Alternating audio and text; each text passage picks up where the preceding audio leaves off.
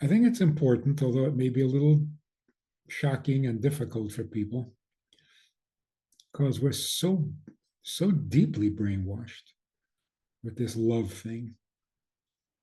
The only thing good about God is that he loves us. But if it's real love, then it's not secure. So now we have to invent an unconditional emotion called love. It doesn't exist. It sounds pretty bad to say that God doesn't unconditionally love us. It seems like God, who is all merciful, all loving, would love us no matter what. And in speaking to this with other people, religious people, Orthodox people, they say God unconditionally loves us. They quote me verses, but they say he doesn't always love what we do, but he always loves us unconditionally. And I know we made some videos in the past which you say God doesn't always unconditionally love us. So I just wanted to get some clarity on that. Yeah, the word love can be used very liberally. Obviously, we're not talking about a romantic love, more of a parental love. Do parents unconditionally love their child? Not necessarily. Like, for example, when the angels came and said, "Why are you favoring the Jews over the Egyptians? They both serve the same idols." Other angels came and said, "No, the Jews are not like that. They don't really believe in the idol." And God said, "Either way, they're my children, and I cannot exchange them for someone else or someone else for them." In other words, they're not lovable, but they're my children. No one else can just be my child. Your child is your child. So God is saying, my commitment, my attachment, my relationship is unconditional. He didn't say the love was unconditional. Also, how many places in the Torah does God say, "I am thoroughly disgusted with you. I've had it with you"? And he says to Moshe, "If you allow me, I'll wipe them out in a second." Where's the unconditional love?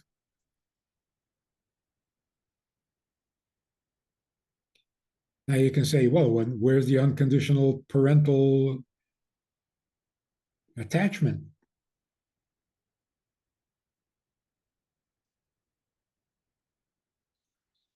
Well, that's where Moshe thought, why are you telling me this? And what do you mean if you let me, I'll wipe them out? Obviously, you're asking me to argue in their favor because you don't want to wipe them out. It's just that they may deserve to be wiped out, but you don't want to do it. So you're asking me to defend them. But at any rate, all the famous stories about the holy people who had great love for their fellow Jew and always argued in their defense. Why do we need to be defended if God loves us unconditionally?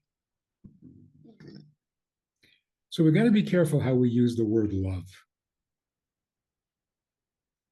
Do I adore you all the time? No. How could you? You know that famous Groucho Marx statement, "I would never belong to a country club that would accept me as a member." People know. What do you mean you adore me? I have been so bad. I'm so nasty. What do you mean? I no, you can't be adoring me because if you adore me, there's something wrong with you. Children sometimes feel that when the parents say we love you unconditionally. They'll go out of their way to misbehave so that you admit that you don't. because it doesn't add up. I'm being nasty, I'm being bad, I'm being mean, I'm being cruel, and you just love me. No, can't be. So, is there an unconditional, unbreakable bond between Jews and God? Of course. But it's so much more than what we usually refer to as love.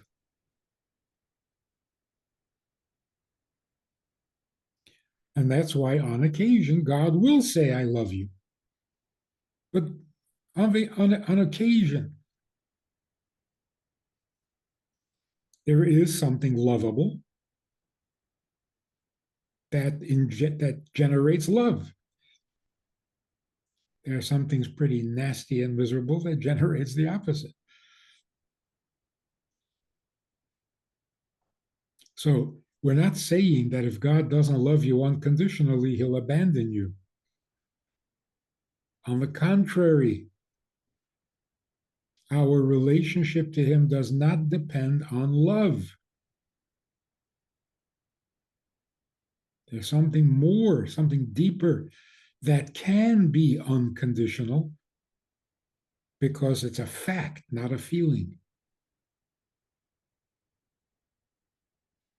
So if people get upset, what do you mean? He doesn't love us unconditionally? Then he's going to leave us. No. I hope your marriage is not like that. If I don't love you, I'm going to leave you. People are so enamored with love or in love with love. They think that love is so essential that without it, there can't be a family, there can't be a friendship. It's not right. It's not nice to base a relationship on an emotion is so insecure.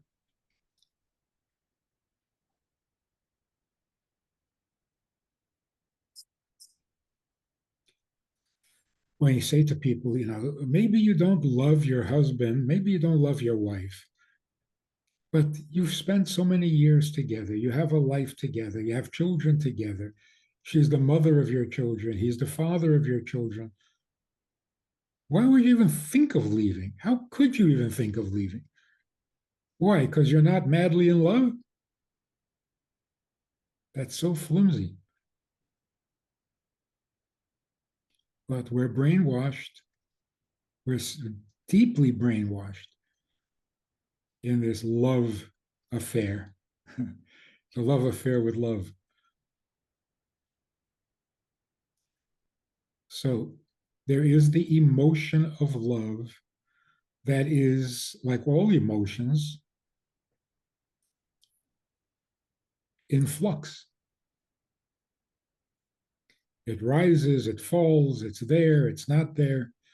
You lose it, you find it. That's what makes emotions exciting. But then there's a kind of love, I guess, which the way the Torah uses the word, love meaning an essential bond, not a fickle emotion. And that's why we say he's our king, he's our father, he is our creator. Why don't you just say he's our lover? Because that would leave you feeling very insecure. And that's why we need to believe that the love is unconditional. Because otherwise we would feel very insecure. I sinned yesterday, so he probably doesn't love me anymore. So now we need to convince ourselves that he loves us even when we sin.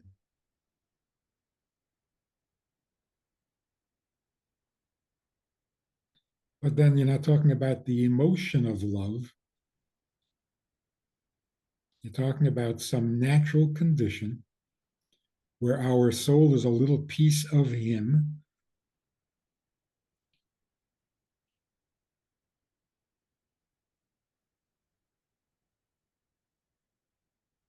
Okay, let's use this example. When we say I love my wife and I love myself. Am I talking about the same love?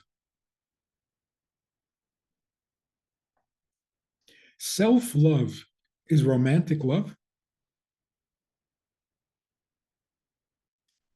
I think that would be a form of insanity. I am romantically in love with myself.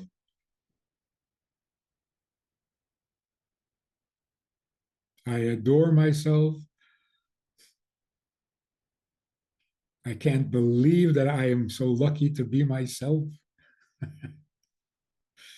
hope not. So self-love is a completely different notion. Now, self-love is unconditional.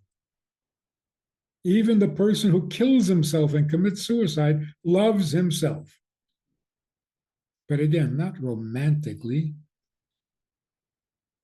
not the fickle emotion of love. I can't help but be attached to myself. So if I get a paper cut, I'm hysterical. When you get a paper cut, I don't get hysterical. Is that a form of love? Better said, I am very important to myself. I take myself very seriously. You want to call it love? Fine. But don't confuse it with love of a wife or of a child or of God. I think it's important, although it may be a little shocking and difficult for people, because we're so deeply brainwashed with this love thing. The only thing good about God is that he loves us. But if it's real love, then it's not secure. So now we have to invent an unconditional emotion called love. It doesn't exist.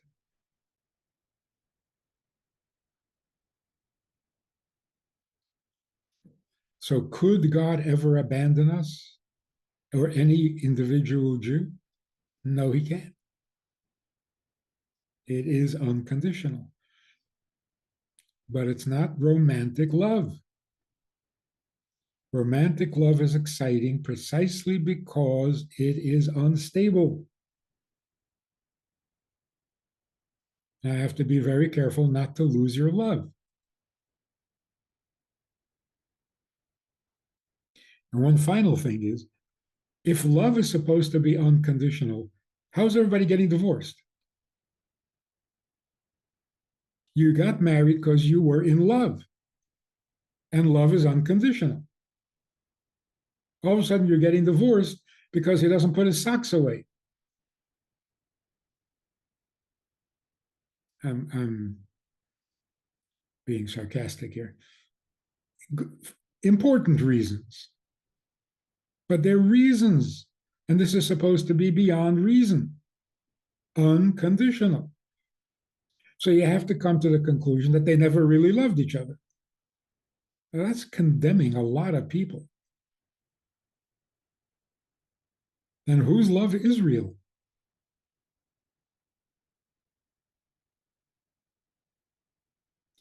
So we have to distinguish. The emotion called love has to be unstable. It's an emotion. It's a reaction to what you do, what you say, and how you behave. Can't be unconditional.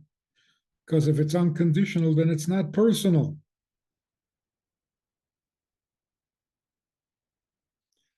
I'm not loving you, I'm loving love. And I decided to love, and there's nothing you can do about it, which means it's not about you.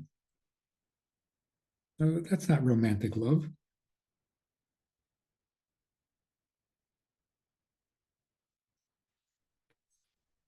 But a mother who very foolishly says, I wish I never had you. What is she saying? If I had never had you, my life would be easier. But that's just theoretical. I did have you. You are my child, and I cannot get rid of you. I wish I had never had you. But now that I had you, we are inseparable, no matter how angry I am, no matter how much I hate you. Is that another way of another form of love? Maybe, but that's confusing.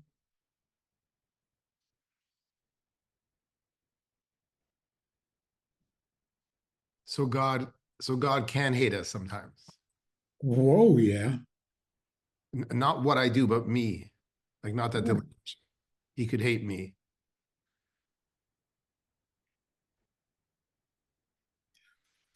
See, in a way, in the same way, a person can hate himself, but still love himself. Again, not romantically. If you hate yourself, you don't love yourself romantically, but you love yourself a lot.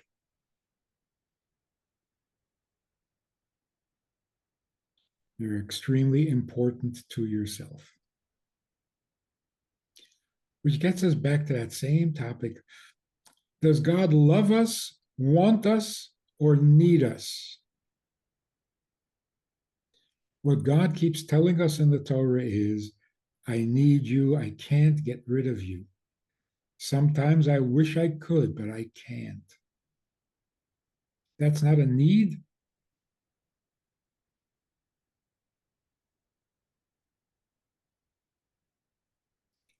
And here again, we're not using the word need in the conventional sense of the word. Like I need something because I don't have it. There are things you have and you still need, like your kidney. Do you need your kidney? No, I have my kidney. So you don't need it.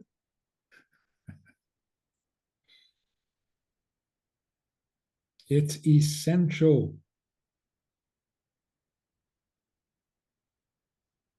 not for sale.